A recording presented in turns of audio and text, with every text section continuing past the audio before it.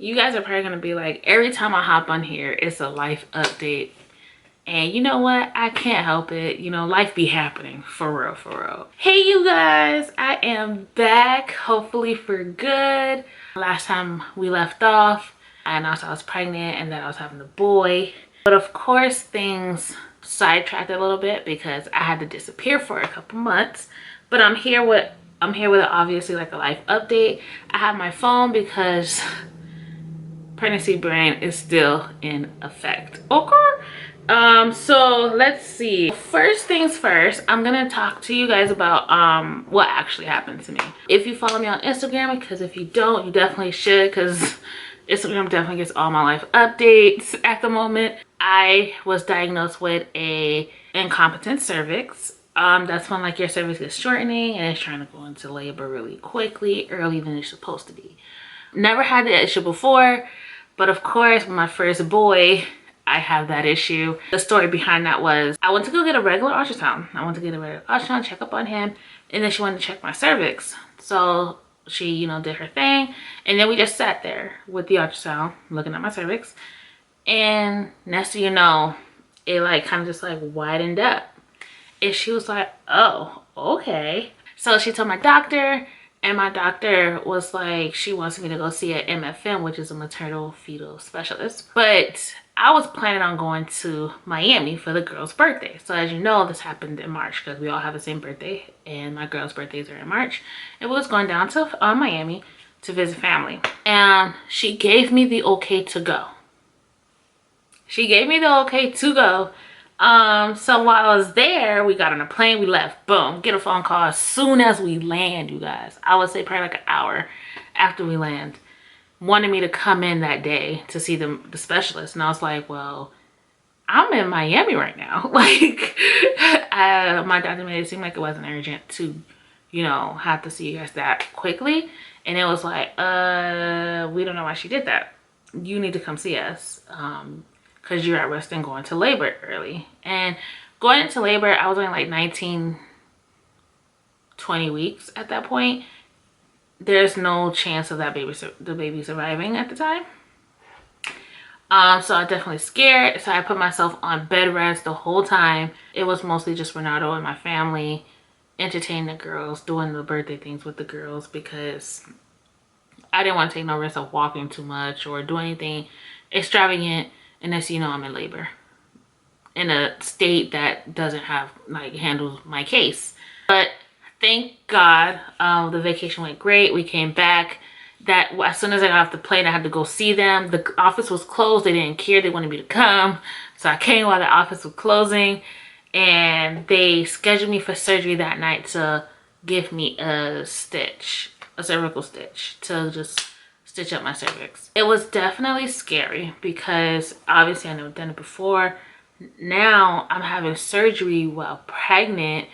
Obviously complications can happen from that, and it happening during COVID, I didn't have anybody there, so I had to go through all that by myself. It sucked. It was the day before my birthday. I didn't get out until my birthday. I mean, it was just very lonely.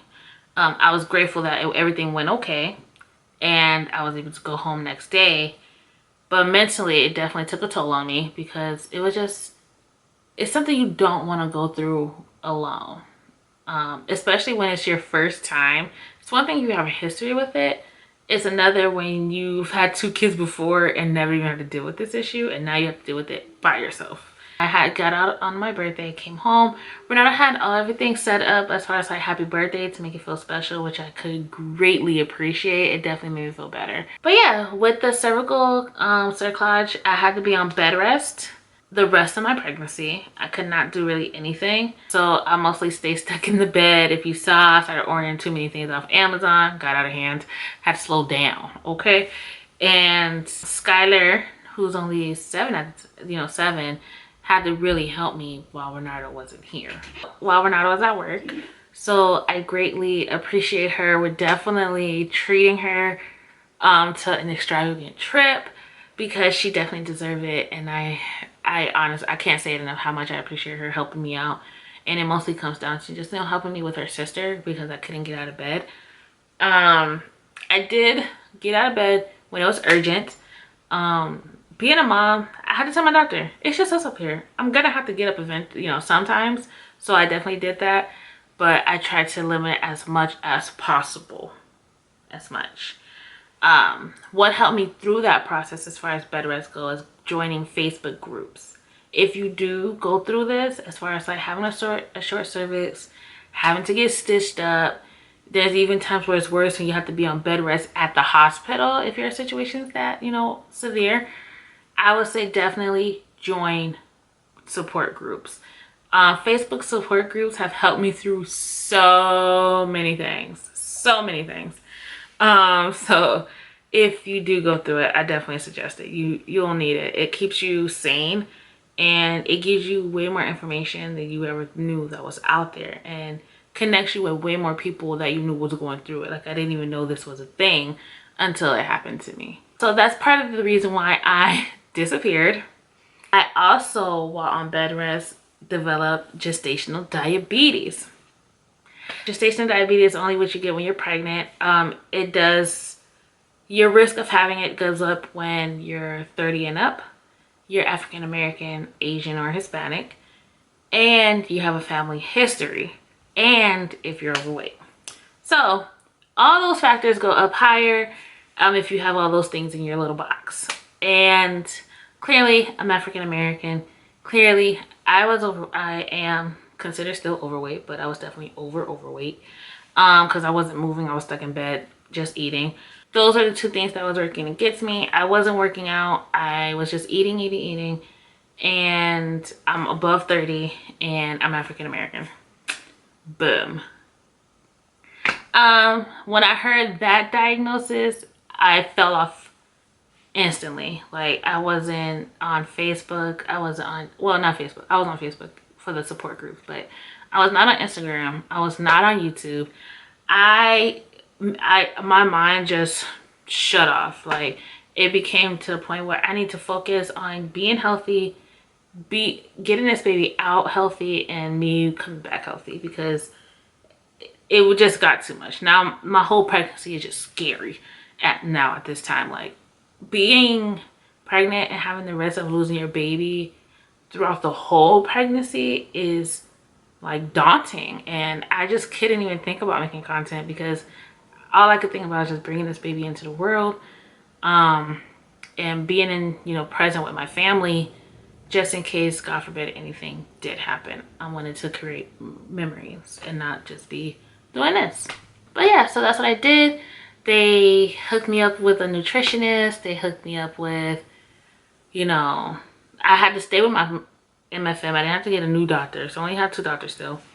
My doctors were amazing, made the process so much, as easy as it could be. And I just, did what I had to do. Now, when I did get diagnosed with gestational diabetes, I said, forget bed rest, because you get diagnosed like at 30 weeks. And that's basically the safe zone. I had summer at 30 weeks, so I was okay with that. I got up and started working out. I started walking, moving around. And, when you have gestational diabetes, you have to have your numbers in a certain range. My numbers were great because I started moving. And so I felt like it was worth, just, taking myself off bed rest. Let me move around, work, and help my body do what it's supposed to do instead of just sitting in bed. Nobody's body is meant to stay still, and I think that's what happened. My body stayed still. But yeah, so that's everything that happened to me, and the reason why I fell off. I had a short cervix, developed gestational diabetes, and I just couldn't get it together. But obviously, I am here. If you follow me on Instagram, you know that baby boy is here and we're all healthy. I am getting back to my normal self, and it just feels so great. Working out, before I used to dread working out, but working out now is amazing to me because I just want to be healthy and present and here for my kids. That whole process was scary. I think that's pretty much it, you guys. If you are going through this, if you have any more questions for me, definitely just leave it in the comments below. I'll be happy to answer it. This is my last child.